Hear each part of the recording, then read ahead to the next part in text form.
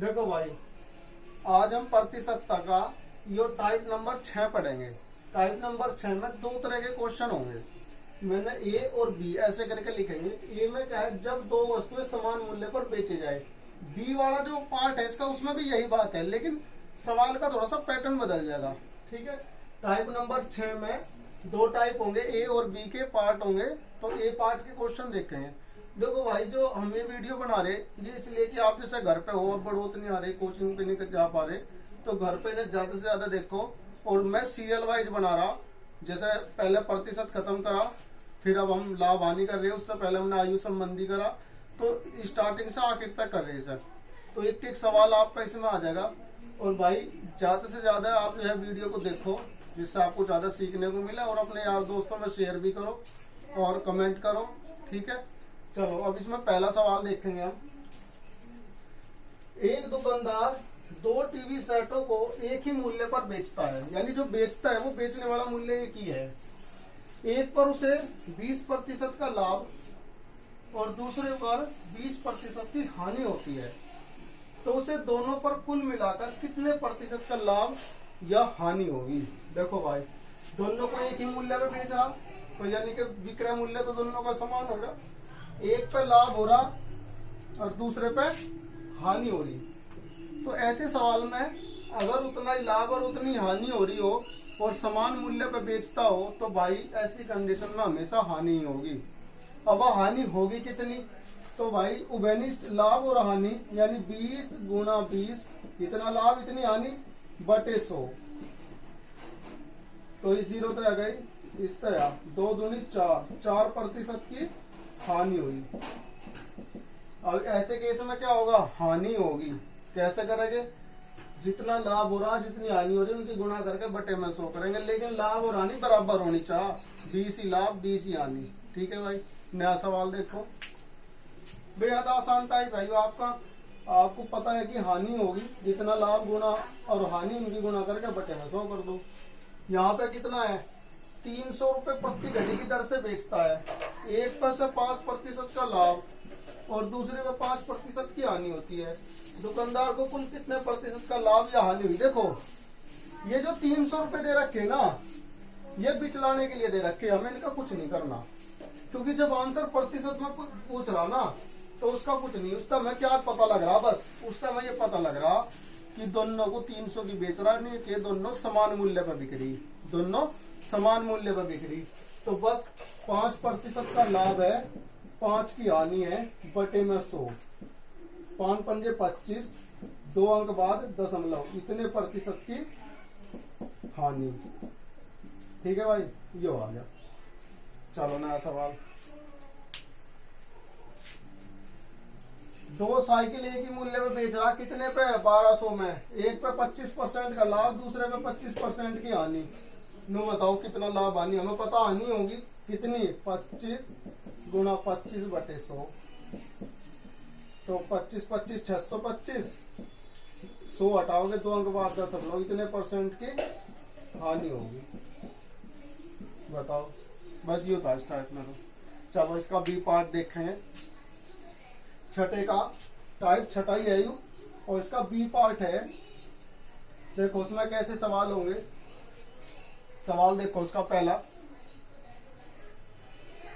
एक व्यक्ति दो वस्तुएं एक ही मूल्य पर बेचता है, यानी कि समान मूल्य पर बेच रहा वस्तु।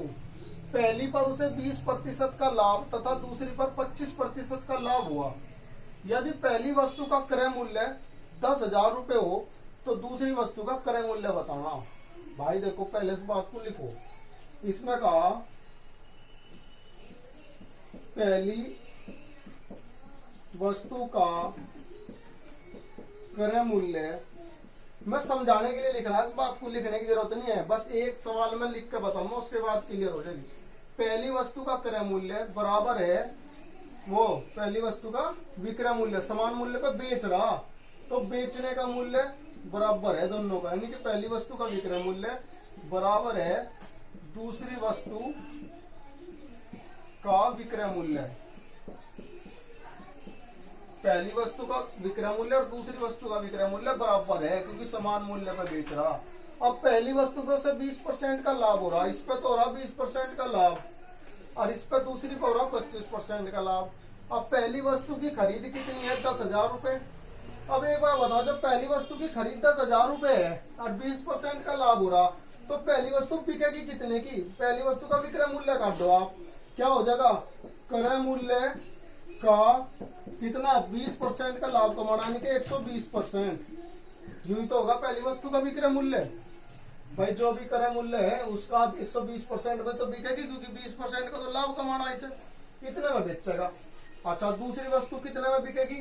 दूसरी वस्तु पे हो रहा 25% का लाभ, यानी दूसरी वस्तु का क्रय मूल्य, इसका तो दे नहीं रखा, क्रय मूल्य का 125%, 25 का लाभ कमाना हो ना, 125%। बस इस लाइन में देखो योग क्रय मूल्य आपको काटना और सब कर देंगे, यानी कि पहली का क्रय मूल्य का जो भी लाभ हानि दे रखी वो जोड़ कर 100 में वो लिखेंगे और दूसरे का यहाँ करेंगे, इस कम का हम कंपेयर कर देंगे। प्रतिशत का प्रतिशत कट गया है, इस 125 को बटे में ले जाओ, चलो तुम, तो क्रय मूल्य कितना आ जाएगा?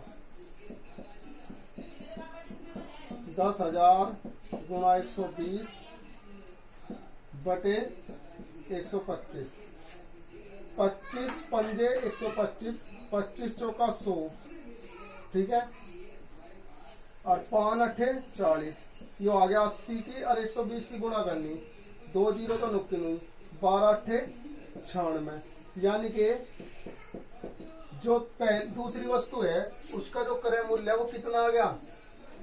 9600 रुपया आ गया। ठीक है भाई, नया सवाल देखो।